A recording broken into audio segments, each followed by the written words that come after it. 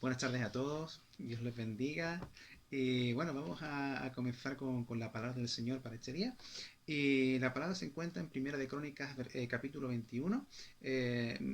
La historia que nos cuenta aquí es muy extensa, pero vamos a leer simplemente algunos versículos y después yo le voy a resumir un poco el pasaje, ¿vale? Vamos a leer a partir del verso 14 hasta el 19 y dice así la palabra del Señor. Así el Señor envió una peste en Israel y murieron en Israel 70.000 hombres de Israel. Y envió el Señor al ángel a Jerusalén para destruirla, pero cuando iba a destruirla, miró el Señor y sintió pesar por aquella calamidad. Y dijo el ángel que destruía: Basta, detén tu mano. Y el ángel del Señor estaba junto a la era de Ornán Jebuseo.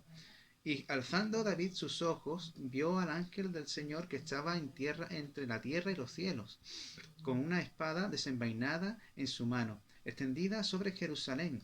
Entonces David y los ancianos se postraron sobre sus rostros, cubiertos de cilicio, y dijo David al Señor: ¿No fui ¿No fui yo el que hizo contar el pueblo? Yo mismo soy el que ha pecado, y yo soy el que ha obrado perversamente. Pero estas ovejas, ¿qué han hecho? Oh Señor, Dios mío, sea ahora tu mano contra mí y contra la casa de mi padre, pero no venga la peste sobre tu pueblo. Y el ángel del Señor ordenó a Gad que dijera a David que subiera y levantara un altar al Señor en la era de Ornán Jebuseo. Y David subió conforme a la palabra del que Gad le había dicho, en nombre del Señor. Pues ese pasaje que hemos leído está dentro del contexto de que David está en su palacio y él manda a su ejército a contar y a censar el pueblo. Un acto que a Dios le desagradó en gran manera y este acto que David comete también David empieza a reflexionar y él se da cuenta de que se había equivocado. Entonces él busca a Dios, él comienza a arrepentirse delante de Dios y le pide perdón a Dios. Y Dios le envía un profeta a Gad y este le dice: Dios ha escuchado tu ruego, tu perdón, pero voy a mandar un juicio a causa, por consecuencia de lo que has hecho, de este censo. Y entre tres opciones que le da, David le dice al profeta que Dios decida que él prefiere caer en las manos de Dios que caer en las manos de los hombres, ¿no? Entonces Dios, entre esas tres opciones que Dios le da a David, decide enviar una epidemia, una plaga de peste al pueblo de Israel. Y bueno, en medio de esta plaga de peste, Dios manda a su ángel y dice que el ángel de Dios estaba con la espada desenvainada y dice que esta plaga empezó a traer una mortandad tremenda al pueblo de Israel. Hasta 70.000 hombres murieron en esa plaga y Dios se duele de esta plaga y manda al ángel que pare, que basta ya, ¿no? Y en el texto que hemos leído vemos como David ya empieza a ver a Dios obrando, empieza a ver a ese Dios todopoderoso que está ejerciendo y ejecutando ese juicio contra Israel y él puede ver con sus propios ojos al ángel y en esta situación él se arrepiente, se arrodilla y empieza a clamar delante de Dios por el pueblo. Eh, en ese clamor, David le dice que él es el que ha pecado y que él es el que debe de pagar las consecuencias, de que él se pone en la brecha y que él se pone en el lugar que está ocupando el pueblo de Israel en ese instante. Y una vez que David hace esta oración, el ángel le dice que levante un altar de adoración, un altar de sacrificio en el huerto de Ornán, Jebuseo. David hace este altar y él sacrifica allí los sacrificios de expiación y de sacrificios de paz y acto seguido la mortandad cesa, el juicio de Dios cesa y David, eh, una vez que todo esto pasa, decide que aquel lugar es el lugar donde va a construir y edificar la casa de Dios. Y bueno, en medio de todo este pasaje, lo que me llama mucho la atención, y voy muy rápido, es el estado de David, ¿no? El estado de David es un estado muy diferente. Yo veo a un David muy irreconocible en este texto, porque si me fijo en el David de los primeros tiempos, en estos últimos tiempos es un David completamente distinto.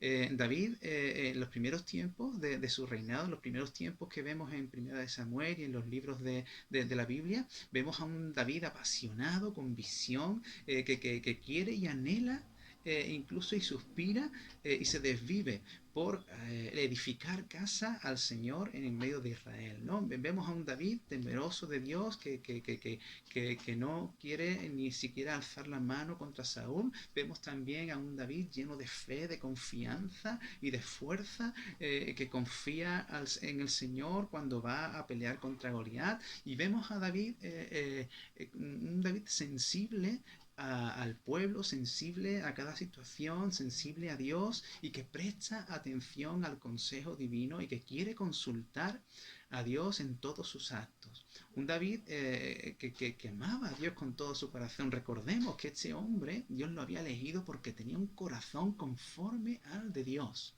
Y vemos en este pasaje como este David era irreconocible. Aquí vemos a un David sin temor de Dios, un David que no escucha a nadie, un David sin fe, sin confianza, puesto que él estaba queriendo censar al pueblo para saber la fuerza que él tenía, cuando antaño simplemente él confiaba y tenía la fe puesta en que Dios era su fuerza y que Dios era Jehová de los ejércitos, aquel que estaba con él para vencer a sus enemigos. Y vemos también un David insensible, insensible a cualquier consecuencia que pueda acarrear sus hechos, insensible a cualquier cosa fuera de él. Simplemente él lo que quería, lo que anhelaba era suplir sus deseos y poder tener y obtener ese capricho que tenía en su corazón. Simplemente se ocupaba de lo que él quería, sin entender y sin comprender lo que los demás necesitaban, o que las necesidades de los demás, ¿no? Puesto que, por ejemplo, a Joab no le interesaba y tampoco le gustaba lo que le había mandado, y esto implicaba un viaje, implicaba un esfuerzo, implicaba un desgaste en su ejército, y a David no le importó esto. Vemos a un David bastante irreconocible en medio de este texto, en medio de estos últimos tiempos de su reinado.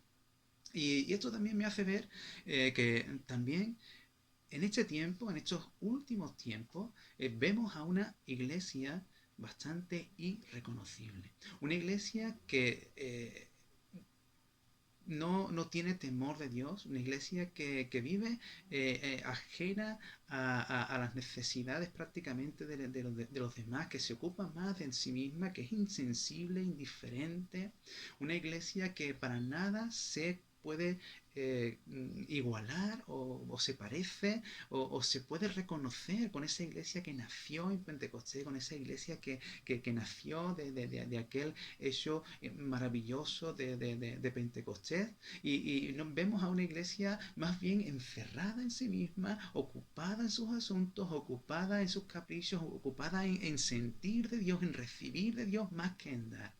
Y esta es una iglesia que en este tiempo es bastante irreconocible, y una iglesia que vive fuera de más bien fuera de los propósitos de Dios, que vive sin temor de Dios, que vive sin fe y sin confianza en Dios plenamente, que ponemos más nuestra confianza en los bienes materiales, y queremos que Dios supla más nuestros bienes materiales, y no ocupamos nuestro tiempo en hacer y querer hacer la voluntad de Dios. Una iglesia egoísta, egocéntrica, y prácticamente una iglesia sin humildad como David.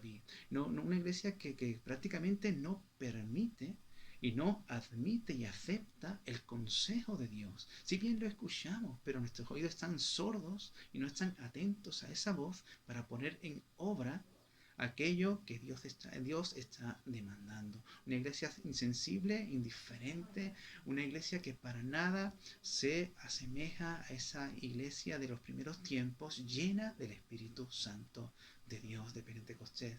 Y eh, en medio de este texto, lo que sí veo que el estado de David es un estado bastante irreconocible como el de la iglesia, pero también veo cómo la misericordia de Dios se extiende en ese pasaje en David. Dios empieza a obrar en David, Dios empieza a tratar con él y el Espíritu Santo empieza a convencerlo de pecado, de justicia, de juicio y David se arrepiente.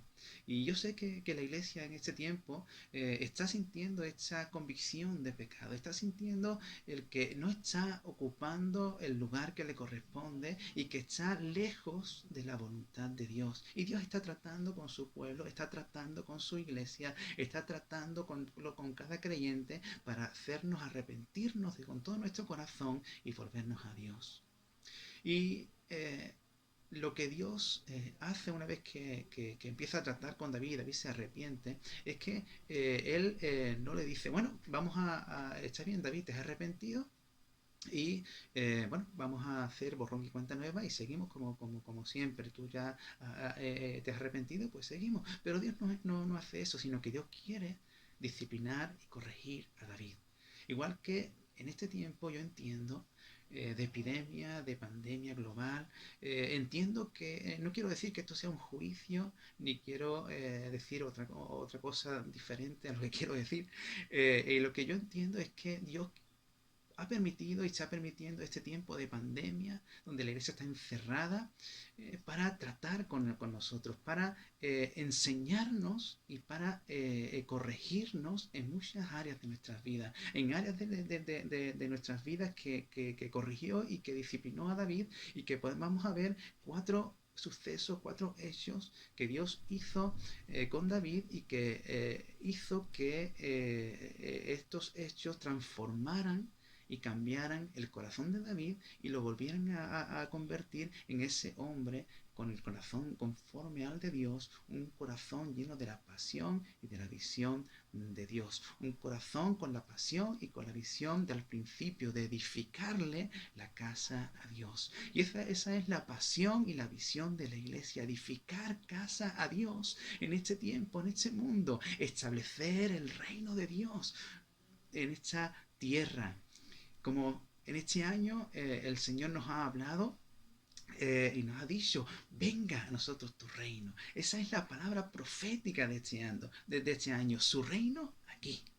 Esa es la pasión, esa es la visión de la iglesia. Y la hemos perdido. La hemos perdido por tantas cosas que han podido pasar en nuestras vidas. Y Dios quiere que en este tiempo de pandemia, en este tiempo de epidemia, recuperemos, sea restaurada la pasión y la visión de Dios en nuestras vidas por edificar su casa. Y esta es la primera cosa que podemos ver en este pasaje, en este verso, es como Dios trata con David y David recupera la revelación y el conocimiento de Dios. En medio de esta situación, Dios empieza a obrar y el ángel de Dios es visible, puede verse. Y David dice que alza los ojos y mira a Dios y puede reconocer quién es Dios y puede reconocer de nuevo el poder y la magnitud del Dios Todopoderoso, de ese Dios que él había creído antes, pero que ahora estaba como adormecida su conciencia y no sabía entender y comprender con quién Dios estaba tratando. Y es que las cosas de Dios no se pueden jugar con ellas. Dios es Dios. Y no podemos entender que Dios está a nuestro nivel y no podemos tratar a Dios a nuestro nivel porque Dios está a un nivel superior. Y en este tiempo Dios quiere hacer que la iglesia recupere la conciencia, que recupere la visión y que alce su mirada a Dios y empiece a reconocerlo como quien es. Y Dios es el gran yo soy, es quien es. Y como y una vez que podamos reconocer, que podamos ver quién es Dios en estos momentos, nuestro corazón se va a inclinar a Él y vamos a recuperar nuestra posición en Dios, nuestra posición en Cristo, como igual que la recuperó David. Él recuperó la conciencia de quién era Dios, lo pudo reconocer como el Dios Todopoderoso, lo pudo reconocer como Rey, lo pudo reconocer como Señor, y él se postró junto con sus ancianos delante del Rey. Y esa es la posición de la Iglesia.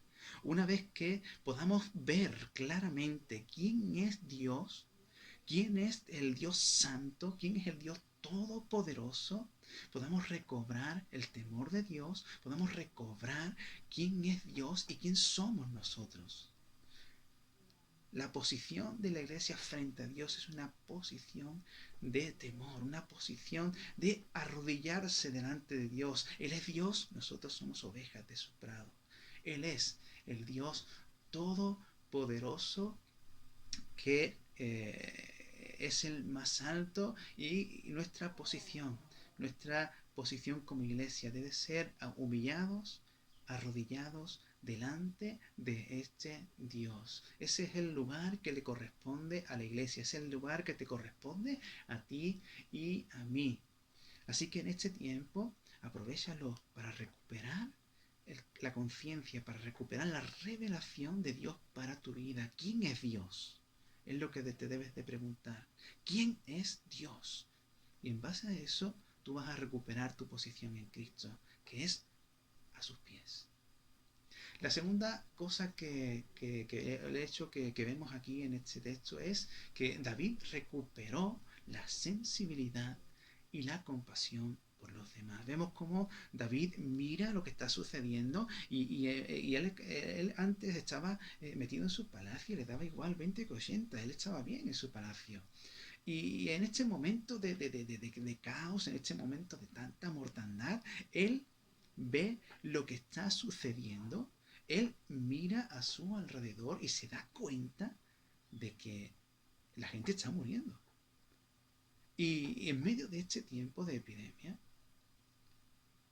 Dios ha paralizado, ha inmovilizado y ha permitido que la iglesia esté sujeta y confinada para que podamos ver realmente a través de los escaparates que tenemos, como la televisión, las redes sociales, a través de esos escaparates que se nos brinda por internet, que podamos ver realmente, que paremos de nuestra actividad, que paremos de todas las reuniones que tenemos, que paremos de todo aquello en los cuales estamos inmersos y que estamos en un ritmo frenético y que no paramos y que no vemos realmente lo que nuestro entorno, lo que nos rodea. Y Dios ha hecho, y entiendo que está permitiendo este confinamiento, encerrar a la iglesia, cuando la iglesia tiene que estar fuera predicando el evangelio, con contacto con la gente, y Dios ha permitido que nos encerremos y que estemos confinados y que estemos prácticamente impotentes sin hacer casi nada, y estemos como una silla sentados mirando qué está sucediendo sin poder hacer nada. En este tiempo la iglesia tiene que sensibilizarse, volver a tener el corazón de Jesús, volver a tener un corazón conforme al de Dios, un corazón sensible y compasivo por los demás, como cuando Jesús vio aquellas multitudes y las vio como ovejas que no tenían pastor, como unas ovejas descarriadas, y tuvo compasión de ellas. Y ese es el corazón de Jesús, ese es el corazón que debe de tener la iglesia. Y por mucho tiempo nuestro corazón, las actividades de la iglesia, todo aquello que nos ha envuelto, hemos perdido el norte y hemos perdido la visión clara de que nuestro sentir, nuestro propósito es conseguir, conquistar aquellas almas que están sin Cristo en este mundo, aquellas almas que necesitan de la sanidad, que necesitan de los milagros, que necesitan de la salvación de Jesús. Tenemos que volver, la iglesia tiene que volver a tener el corazón, la sensibilidad, un corazón sensible, un corazón dispuesto, un corazón compasivo, solidario, generoso a los demás. ¿No es este el corazón de Jesús? ¿No es este el corazón de Jesús? En este tiempo de reclusión, en este tiempo de estar encerrados, Permite que Dios sensibilice tu corazón. Permite que Dios haga recuperar la sensibilidad y la compasión de Dios en tu vida y en mi vida. Lo tercero que quiero hablarles y veo en este texto es que David recuperó su lugar como intercesor y también he añadido ahí como atalaya delante del pueblo, delante de Dios. Eh, David, cuando ve esta situación, él implora y, hay como un cambio en su ser, ¿no? Que ese, ya no implora a lo mejor por favor para él, sino él implora por el favor por el pueblo, para que la mortandad cese, para que aquello termine, para que él, Dios, él se puso delante de Dios y pidió por el pueblo. Y es algo que también debe de cambiar y debemos de recuperar como iglesia, la oración intercesora, hermanos. La oración que intercede no por nosotros, una oración que intercede por los demás. Y es hora de que la iglesia cambie el sujeto de oración. Oramos mucho por nosotros, por la iglesia, oramos mucho por nuestras necesidades, pero no abunda tanto la intercesión por los demás, el orar a Dios en favor a los demás, en favor a aquellos que están necesitados, en favor a aquellos que están menesterosos. Y nuestra oración tiene que cambiar en medio de este tiempo. No puede estar la oración sujeta a nosotros, que el sujeto seamos nosotros. Es bueno que podamos presentarle a Dios nuestras peticiones, nuestras necesidades, pero Él las conoce también. Pero nosotros, nuestra posición como iglesia es una posición intercesora. Necesitamos interceder y orar por aquellos que están pasándolo mal. En medio de este tiempo donde Dios va a sensibilizar nuestro corazón, en medio de este tiempo donde Dios está haciéndonos ver cuánta miseria, cuánta mortandad está viendo en este tiempo, que Dios pueda obrar en nuestro corazón y nos convierta y podamos recobrar esa posición de intercesores delante de Dios. Porque somos intercesores, pero también somos atalayas.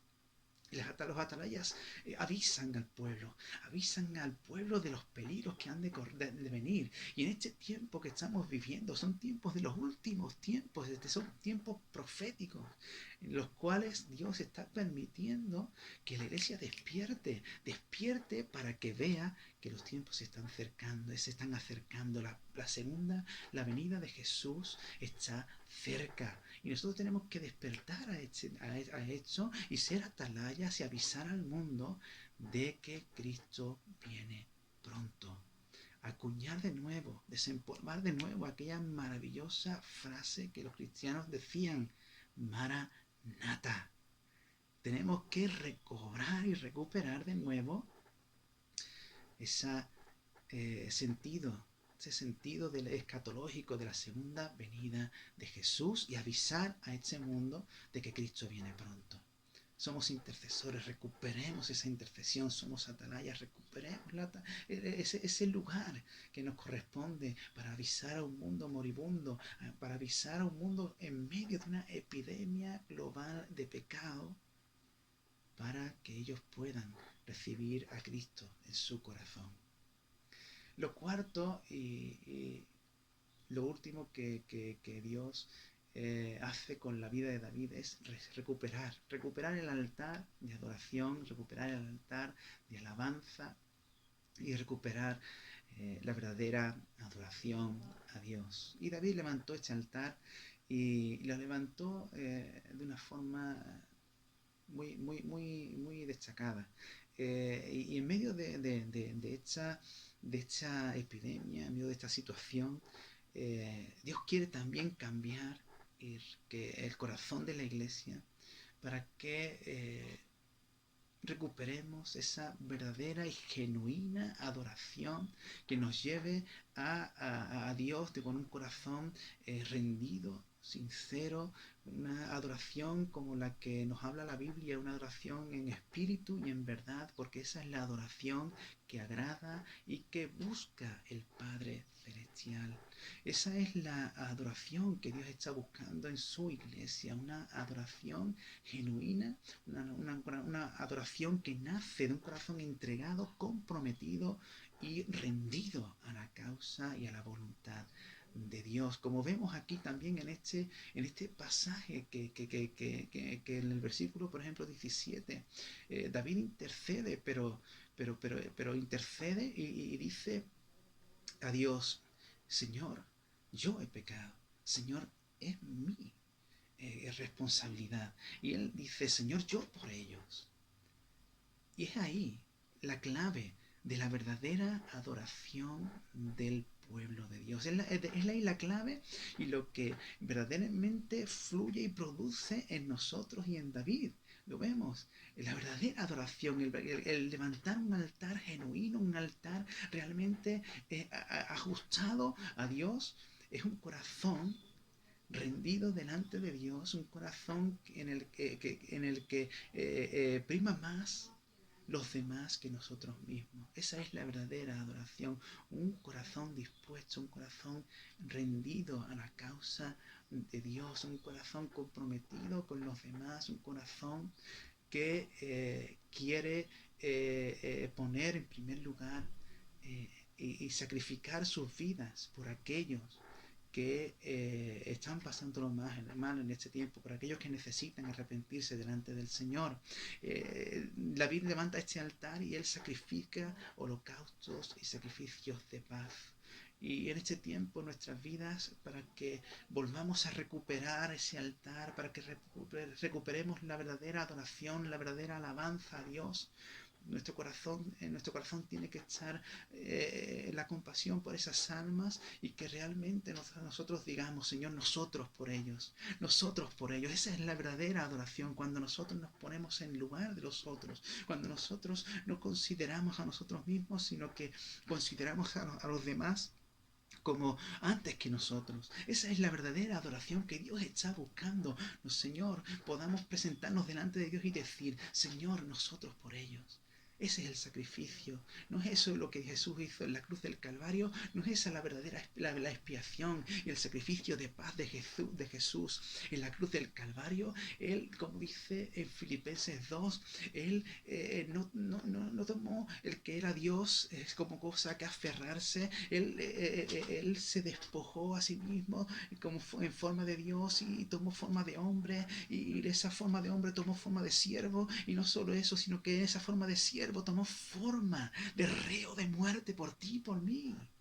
¿No es esa la verdadera adoración que Dios está buscando en espíritu y en verdad? Ese es el verdadero altar, el que uno ponga su vida por sus amigos, el que uno ponga su vida delante de Dios por aquellos que están perdidos. Ese es el sentir que tuvo Cristo en su corazón.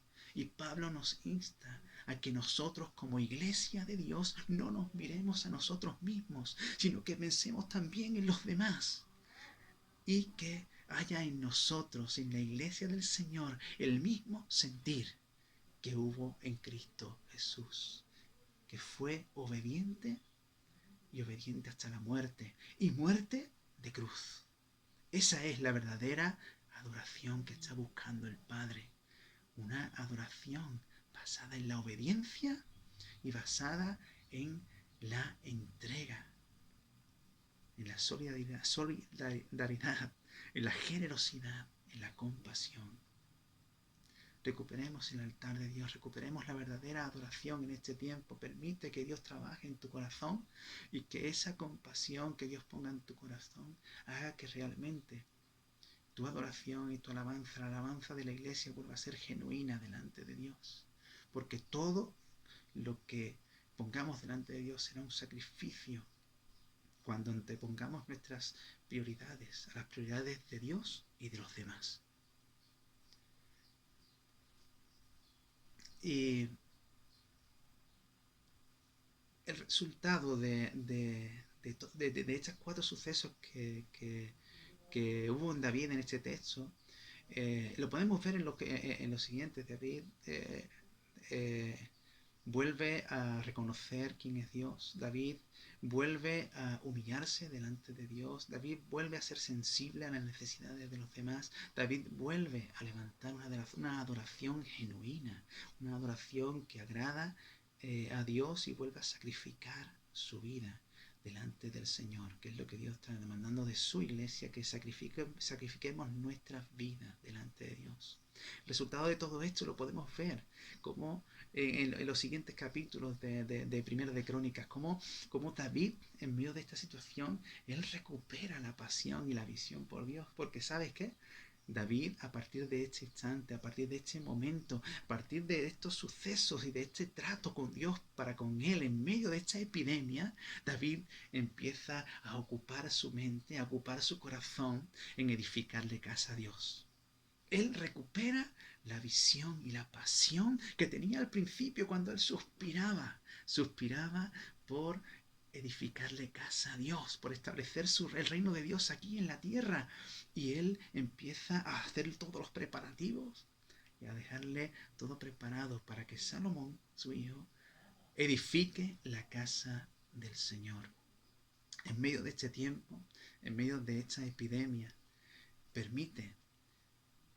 disponte a que Dios pueda sensibilizar tu corazón, que Dios pueda hacerte ver de nuevo y darte la revelación que Dios, de quién Dios es, y tú puedas reconocerlo de nuevo como tu Señor y tu Salvador, que puedas tener esa conciencia y considerar a Dios como quien es y darle el trato que Él se merece.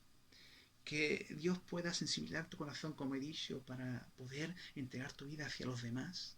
Que realmente podamos recobrar el sentido de intercesores y de atalayas, para que realmente podamos dejar de ser unos egoístas y de pedirle a Dios que queremos sentir, que queremos recibir, para pedirle a Dios qué quiere que Él haga, qué quiere Él que hagamos por Él, y que recuperemos esa adoración y esa alabanza genuina a Dios. Dios quiere, y en medio de esta epidemia yo entiendo que Dios quiere que su iglesia recupere el corazón de Jesús. Que en medio de esta epidemia Dios quiere hacer que su iglesia, la iglesia vuelva a recobrar, a restaurar ese corazón conforme al de Dios. Un corazón sensible, un corazón temeroso de Dios, un corazón cristocéntrico, un corazón en el que prima más las necesidades de los demás que el de nosotros mismos. Un corazón que empiece a darse cuenta y a despertar de los tiempos en los que estamos viviendo. Un corazón que quiera disponerse para poder obrar conforme a la voluntad de Dios en medio de estos últimos tiempos. La iglesia en medio de este tiempo debe de recuperar la visión escatológica de la historia. Cristo viene pronto. Debemos de volver como iglesia a acuñar, debemos de volver a retomar esa expresión tan preciosa de los primeros cristianos. Esa expresión que dice así: Maranata, Maranata, Cristo viene pronto. Cristo viene pronto por ti, viene pronto por mí, hermano, y esta expresión en medio de estos tiempos malos, Maranata, Cristo viene pronto, que podemos ver en 1 Corintios capítulo 16, 22. Maranata, Cristo viene pronto, pueda rebosar tu corazón y pueda hacerte entender que necesitamos volver a restaurar el corazón de Jesús en la iglesia. Volver a restaurar nuestras vidas delante del Señor. En medio de esta epidemia, que Dios restaure la pasión y la visión de establecer su reino aquí en la tierra, de establecer su reino aquí en la tierra. En medio de esta pandemia global, la iglesia del Señor recupere la visión y la pasión por edificarle casa al Señor, por edificar la casa del Señor. Hermanos, que Dios les bendiga. Los amo mucho, los echo de menos. Y cuando termine el vídeo, yo les pido que oren a Dios, que permitan que esta palabra, que yo entiendo que es una palabra profética de parte de Dios, tómala, hazla tuya y permite que Dios restaure tu corazón a un corazón conforme al de Dios. Maranata.